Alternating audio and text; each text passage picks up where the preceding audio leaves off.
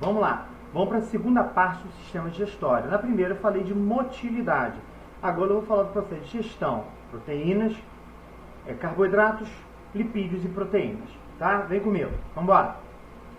Nós temos aqui, fazer uma revisão sobre anatomia do sistema digestório, cavidade oral, esôfago, estômago, lança o alimento. Quando chega no estômago é chamado de bolo alimentar. Se mistura com uma série de substâncias no estômago, se chama de quimo. Muda o nome de bolo alimentar para quimo. É lançado no intestino, tá? Que com a secreção de glândulas, que eu vou falar posteriormente, do pâncreas, da vesícula biliar, o quimo vai ser chamado de quilo, Q-U-I, tá? Entra no intestino delgado, intestino grosso, colo ascendente que sobe, colo transverso que cruza, colo descendente que desce, colo sigmoide que tem a forma de um S, reto e ânus. Eu tenho aqui o fígado e a vesícula, glândulas do sistema digestório, e o pâncreas, tá? Então a cavidade oral, glândula parótida, submandibular e sublingual. O estômago, sua parede, tem glândulas tubulosas que vão secretar ácido clorídrico e uma enzima para digestão chamada de pepsina. O estômago, quando recebe o alimento chamado de bolo alimentar, lança junto com a enzima e o ácido no intestino, nessa primeira parte, intestino delgado, a primeira parte chama de duodeno. Essa secreção, essa junção do bolo alimentar e essa secreção no estômago vai ser chamada de quimo. A vesícula biliar e o pâncreas vão secretar a bile e aqui enzimas e bicarbonato. Quando se junta a esse quimo, vai formar o quilo, tá? Que se escreve com Q-U-I, Q-U-I-L-O, quilo, tá? É a junção da secreção da vesícula biliar, vesícula do pâncreas, com o que veio do estômago, que foi chamado de quimo, tá? Aqui, o fígado se conectando à vesícula biliar, que armazena a bile. A bile, ela pega as gorduras da dieta e reduz de tamanho, forma pequenas gotículas que vão facilitar o processo de digestão. Então eu tenho um glóbulo de gordura grande, ela vai sendo aqui, ó, as moléculas de sais biliares vão agrupando, formando gotículas menores, processo chamado de emulsificação, tá? É transformar esses grandes glóbulos em glóbulos menores que vão facilitar o processo de digestão da ação das enzimas, tá? Aqui o intestino delgado, ele tem uma série dessas projeções chamadas de vilosidades, que eu tenho uma célula importante chamada célula caliciforme, o enterócito, que é a célula intestinal, que vai ser importante para a absorção dos nutrientes, artéria, veia, vaso linfático. Aqui a microscopia, a visão da vilosidade ao microscópio, dá para observar as células que compõem a vilosidade, que vão absorver os nutrientes. Nas células, elas têm também essas projeções, aí que são chamadas de microvilosidades, que a gente observa aqui no microscópio eletrônico. Qual o papel da vilosidade e da microvilosidade? Aumentar a área de absorção do intestino.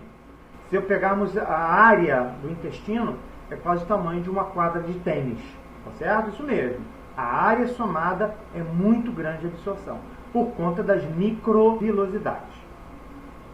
Nas microvilosidades, eu tenho enzimas que vão finalizar o processo de digestão e proteínas transportadoras. Então, por exemplo, aqui eu pego um carboidrato ou uma proteína. As enzimas finalizam a quebra, liberam a sua unidade menor, tá certo? E vai ser transportada para o interior da célula intestinal e da célula intestinal lançada na corrente sanguínea, espalhada pelo corpo, tá certo? Beleza. Chama atenção o seguinte, é importante entender o que é pH, chamado potencial hidrogênio iônico. A molécula de água, ela está sempre se dividindo em H+, tá? Próton, ou hidrogênio positivo, e hidroxila, OH-. Ela se dissocia, mas se reassocia. Ela se dissocia, reassocia o tempo inteiro. Se minha molécula de água, a quantidade de água que eu tenho ali é pura, água pura, eu vou ter uma quantidade de moléculas que vão se dissociar e associar. Mas nota, como a água é pura, a quantidade de hidrogênio é igual a de hidroxilo. Já se divide. A água pura, portanto, está no pH chamado pH neutro, que é na química, na bioquímica, a gente estudou com pH 7. Só para vocês terem uma ideia, quem vai estudar a área da saúde, o nosso pH sanguíneo, o pH fisiológico, é quase próximo a um neutro, é 7,4. É um pouquinho mais alto, mas muito pouco. Então, o nosso sangue tem que se manter num certo valor de pH. Se eu tenho mais hidroxila, por exemplo, água do mar, sabonete, tem um pH entre 8 e 9.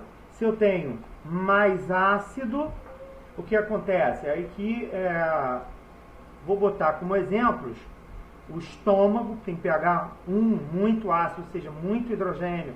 O limão tem pH 2. O vinagre, o refrigerante tem pH 3. Quer dizer, o estômago pode chegar até 1. Tá certo? Então, o nosso meio gástrico tem um pH ácido. É um único pH tão extremo, mas a função é específica, que eu vou explicar. As enzimas, elas funcionam como? Aqui um exemplo. O amido ou amilopectina, ela é quebrada ou digerida pela amilase salivar ou pitialina, esse seria o nome antigo, mas o pH tem que ser 7, ela consegue quebrar o amido, tá certo? Então a enzima chamada pepsina, por exemplo, que é do estômago, onde é que ela trabalha? pH 2. Então a enzima anterior, a amilase, que é da cavidade oral, que digere amido, trabalha em pH 7. A pepsina, que é do estômago, trabalha em pH 2. Tá certo? Logo, é uma enzima que trabalha em pH ácido.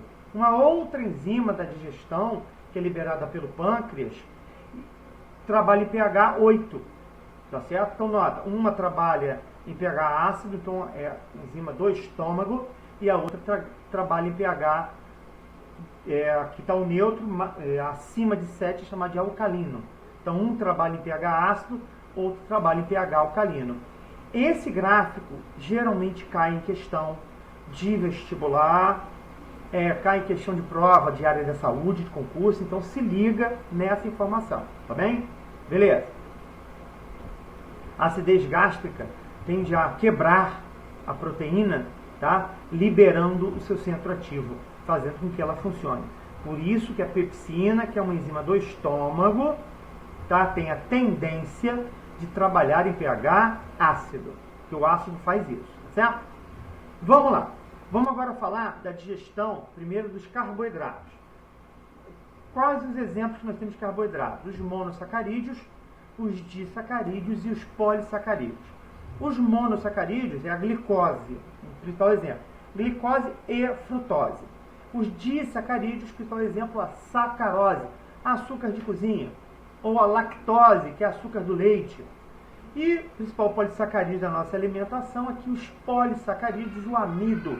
Está na batata, está nas farinhas, está no arroz, está no feijão, está no macarrão, está no biscoito. Vamos lá. Na cavidade oral, a única enzima que nós temos é a amilase salivar. Ela digere, ou seja, quebra os polissacarídeos. Mas ela não é tão eficiente assim, tá certo? Quando os carboidratos chegam no estômago, não tem ação. Tá? A acidez do estômago inibe a ação de qualquer enzima que faça a digestão de carboidrato. Preste atenção nisso. No intestino, o pâncreas ele vai liberar também uma enzima chamada amilase pancreática, que vai ter maior tempo de ação. Tá certo? E com isso, vai conseguir digerir melhor o amido que veio na sua dieta, do pão, do macarrão, do arroz, do biscoito, das farinhas de uma forma geral, tá certo? Aí, no intestino, nas microvilosidades, você chama atenção que as células intestinais elas são importantes para terminar as quebras, elas vão quebrar ou os disacarídeos ou os polissacarídeos que foram previamente quebrados, mas não totalmente, vão ser totalmente quebrados. Todos os monossacarídeos, que já vieram da sua dieta, por exemplo, mel é rico em monossacarídeo. O açúcar que veio lá da sacarose, que é o açúcar de cozinha. E o amido, todos eles vão ser reduzidos a monossacarídeos, a glicose. Então, por isso que é certo falar que o amido, tá, que é um polissacarídeo, ele se transforma em açúcar. Na verdade, ele é um açúcar, ele é um polissacarídeo. E ele vai ser transformado em monossacarídeo. Tá? Esses monossacarídeos caem na corrente sanguínea e a principal função dos carboidratos, geração de energia. Tá certo? Excesso é transformado em gordura. Então, quer emagrecer? Reduza os carboidratos. Porque o excesso de monossacarídeos que é absorvido da corrente sanguínea, uma parte geral de energia, o excesso é transformado em gordura. Tá? Vamos lá. Os lipídios, eles têm aqui 3 formas básicas da nossa dieta. Tá? Os triglicerídeos, 3 moléculas de ácido graxo e uma de glicerol, fosfolipídios e éster de colesterol. Tá certo? Esses alimentos não são digeridos na cavidade oral, apesar de existir uma enzima, a ação é muito fraca. No estômago existe uma lipase, ou seja, uma enzima que quebra lipídio, só que essa enzima, ela basicamente atua em gordura do leite e derivados, porque eles já estão emulsificados, ou seja, no leite eu tenho pequenas gotículas de gordura bem pequenas, na qual essa lipase gástrica consegue fazer a digestão. A lipase pancreática é o alimento, sai do estômago, vai para o intestino. O pâncreas, ele libera a enzima chamada lipase pancreática, que tem uma função muito importante para a digestão. Lembrando, aqui a bile vai ser muito importante para emulsificar a gordura. É um sabão que facilita a ação das enzimas. Na célula intestinal é reagrupada, tá? Cai nos vasos linfáticos. E quais são as principais funções dos lipídios? Gerar energia, armazenar e, no caso daqueles derivados de colesterol, produzir os chamados hormônios esteroides. Testosterona, progesterona, estrogênio. No caso da testosterona, hormônio masculino, estrogênio e progesterona, hormônio feminino. Então, nota, o colesterol não é de todo ruim. Claro que esse colesterol também vai para o fígado para ser transformado em bile para funcionar como sabão desse processo de digestão. Tá? E, finalmente, as proteínas. Quando a gente ingere as proteínas, na verdade, as proteínas são formadas por aminoácidos que estão ligados entre si, chamada de ligação peptídica. Esses aminoácidos, no estômago, pH 2, eu tenho a ação da pepsina, que faz essa quebra. O ácido clorídrico, que vai fazer o pH ficar bastante ácido, é que quebra a enzima para ficar ativa dentro da luz do estômago, ou lúmen do estômago, tá? Mas só é responsável por 15% da digestão de proteínas, tá certo? No intestino, o pâncreas também libera várias enzimas, tá? A tripsina, a quimiotripsina, a elastase, que vai quebrar essas proteínas. E olha a diferença. Enquanto no estômago o pH é 2, no intestino, para as enzimas ficarem ativas, lembrando, as enzimas são liberadas pelo pâncreas dentro do intestino. O pH tem que estar entre 7 e 8. Então, por isso a importância da liberação de bicarbonato pelo pâncreas para neutralizar a acidez que veio do estômago. Tá certo?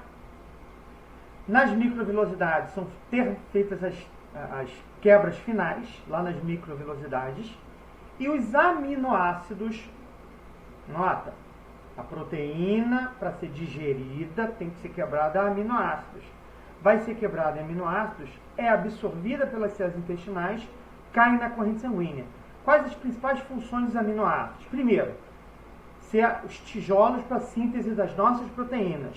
Então, proteínas de contração do músculo, a quitinimiosina, proteínas de defesa, anticorpos, as enzimas, e o colágeno, que é uma proteína de sustentação do corpo, e outras proteínas. Em condições de jejum ou atividade física intensa, nós usamos também as nossas proteínas, quebramos nossas proteínas para gerar energia. Tá certo? A absorção dos nutrientes ele vai correr no intestino delgado. A primeira parte do intestino delgado é chamada de duodeno, depois nós temos o jejum e a parte final é chamada de íleo, que está conectada ao intestino grosso. A absorção dos nutrientes é feita pelo intestino delgado. Tá? Principalmente a absorção de água é feita pelo intestino grosso. Bicarbonato também é grandemente absorvido, potássio também grandemente absorvido no intestino grosso, tá certo? Chama a atenção o seguinte, o que são fibras solúveis? São carboidratos que não são digeríveis, tá? Principalmente a celulose, que forma papel. Mas nós temos dois tipos. Nós temos a fibra insolúvel, a fibra solúvel, desculpa, e a fibra insolúvel. No estômago, no intestino delgado, as fibras solúveis, maçã, que tem na maçã, cenoura, aveia, laranja, leguminosas, feijão, lentilha, soja, grão de bico, o que elas fazem? Elas criam um bolo, tá? Uma geleia, e esse bolo faz o estômago distender, gerando mais saciedade, e faz com que você não absorva tantos nutrientes. Então, por isso que estimula o emagrecimento. Você comer bastante frutas, legumes. Para quê? Para gerar essas fibras solúveis, seu estômago incha, te dá uma saciedade e seu intestino reduz a absorção dos nutrientes. No intestino grosso, as fibras insolúveis, que tem verduras, legumes, cascas de uva, cereais integrais, linhaças, etc., eles têm uma importância de gerar um maior bolo fecal, e esse bolo fecal estimula maior velocidade de contração do intestino e maior defecação, melhorando assim, reduzindo assim a digestão, melhorando o processo de emagrecimento. Tá bem, gente? Obrigado. Wakanda para sempre. Valeu!